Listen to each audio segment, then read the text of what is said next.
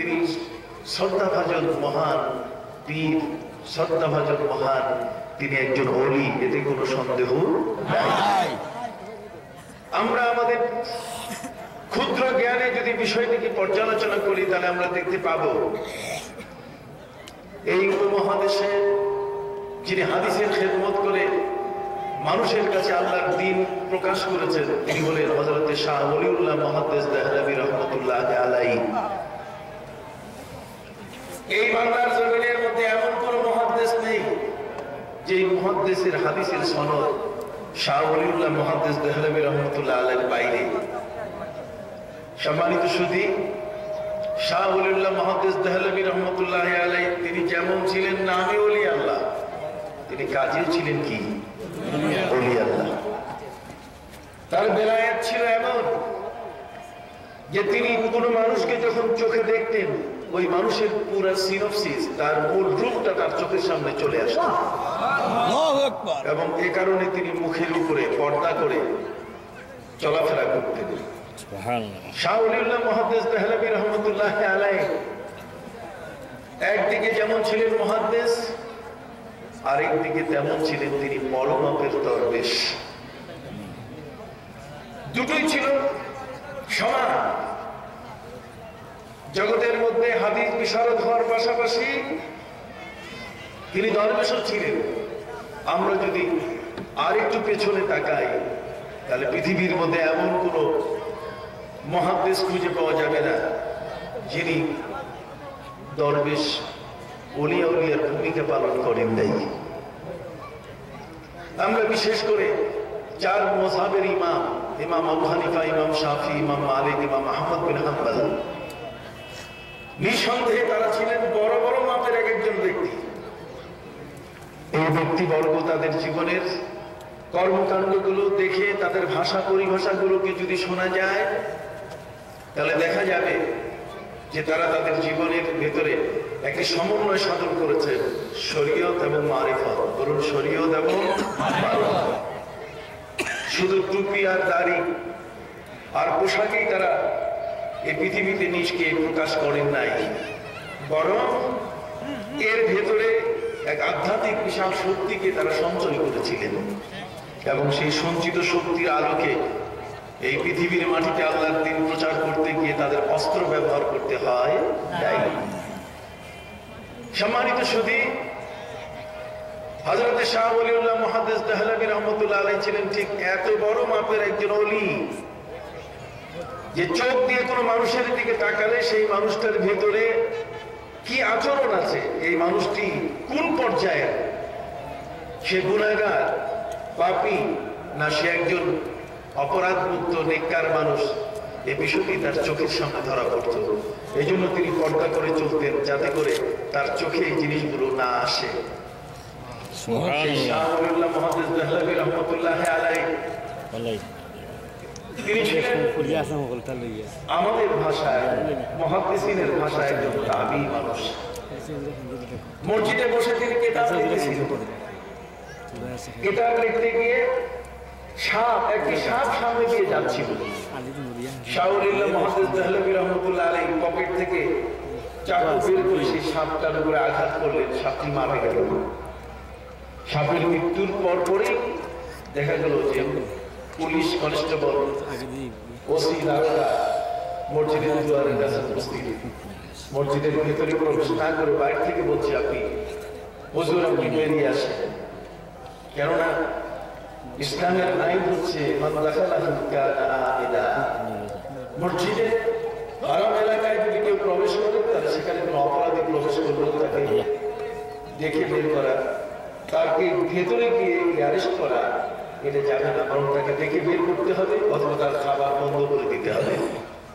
সম্মানিত সুধী, শাহ ওলিউল্লাহ মুহাদ্দিস দেহলভী রহমাতুল্লাহ আলাইহি তাকে পুলিশ ডাকতেছে মসজিদের বাইরে থেকে যে আমরা তো আপনাকে ভেতরে অ্যারেস্ট করতে পারছি না, আপনি বের হন।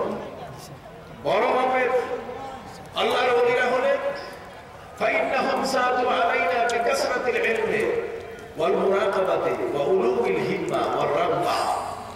ইমাম আহমদ বিন হাম্বল রহমাতুল্লাহ আলাইহি বলেছেন, এই পৃথিবীর মধ্যে আল্লাহর ওলি যারা, তারা সাধারণ আলেমদের চেয়ে কোটি কোটি গুণে বেশি জ্ঞান। সাধারণ আলেম তারা কখনো ওলিদের জ্ঞানকে আন্দাজ করতে পারে না।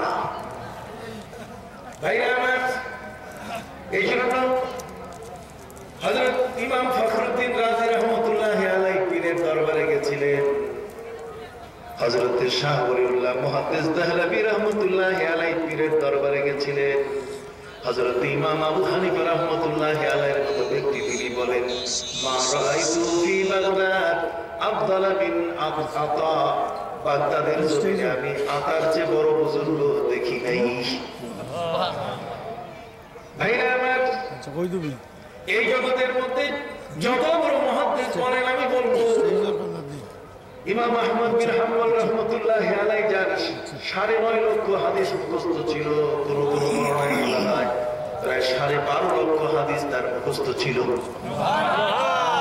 12.5 লক্ষ বলুন আর 9.5 লক্ষ বলুন, কোন অংশে কম নয়। তিনি তার ছেলেকে ওসিয়ত করে যাচ্ছেন, ইয়া ওয়ালাদি, ইয়া আমার সন্তান, ইত্তাবি মিন হাউলাইল কওম, তুমি পীরের দরবারে যাবে, ওলিয়া ওলিয়ার দরবারে যাবে, মাশায়েখের দরবারে যাবে। কেন?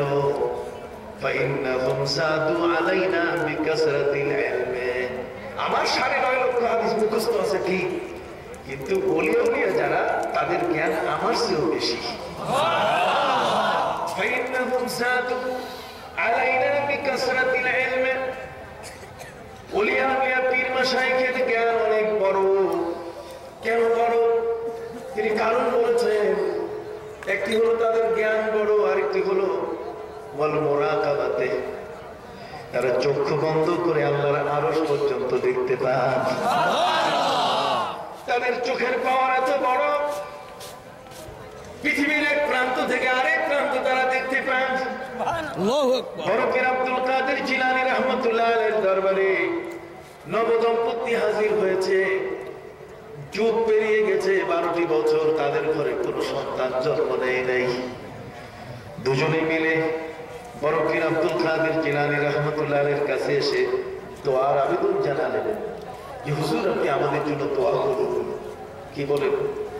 মানুষের কাছে গিয়ে, ভালো মানুষের পাশে গিয়ে দোয়া করলে সে দোয়া কবুল হয়ে যায়।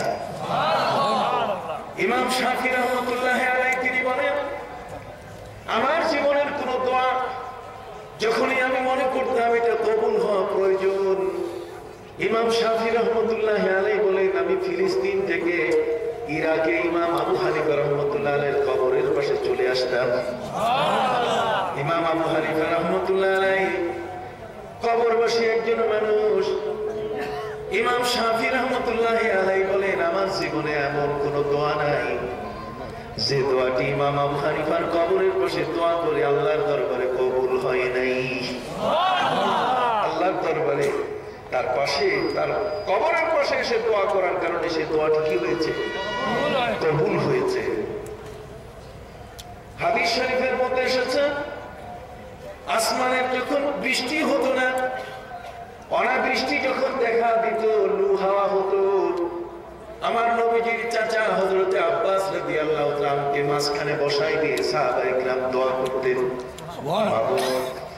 আপনার নবীর চাচা হযরত আব্বাসের বরকতে আপনি আমাদের উপরে বৃষ্টির ব্যবস্থা করে দেন। দোয়া এমন একটা জিনিস, কিছু মানুষ যেমন আছে মুস্তাজাবুদ দাওয়া, হাত তুলে আল্লাহর কাছে বললে সাথে সাথে কবুল হয়ে যায়। ভাই আমার, নোয়াখালীর একজন বুজুর্গ ছিলেন যার নাম হলো প্রফেসর আব্দুল খালেক সাহেব। একজন বড় মাপের বুজুর্গ ছিলেন। আগরতলার রাজা দেখলেন গোটা দেশে কোনো বৃষ্টি নাই, মানুষগুলো এমন অবস্থা যে কোনো বৃষ্টিরই ব্যবস্থা নাই। তিনি প্রফেসর আব্দুল খালেক রহমতুল্লাহ আলাইহিকে ডেকে পাঠালেন। ডেকে নিয়ে কাছে যখন তিনি পৌঁছলেন, পৌঁছার পরে প্রফেসর আব্দুল খালেক রহমতুল্লাহ আলাইহি থেকে জিজ্ঞাসা করেছেন যে রাজা, আপনি আমাকে নিয়ে এসেছেন কেন? একটু নারায়ে তাকবীর দেন, নারায়ে তাকবীর।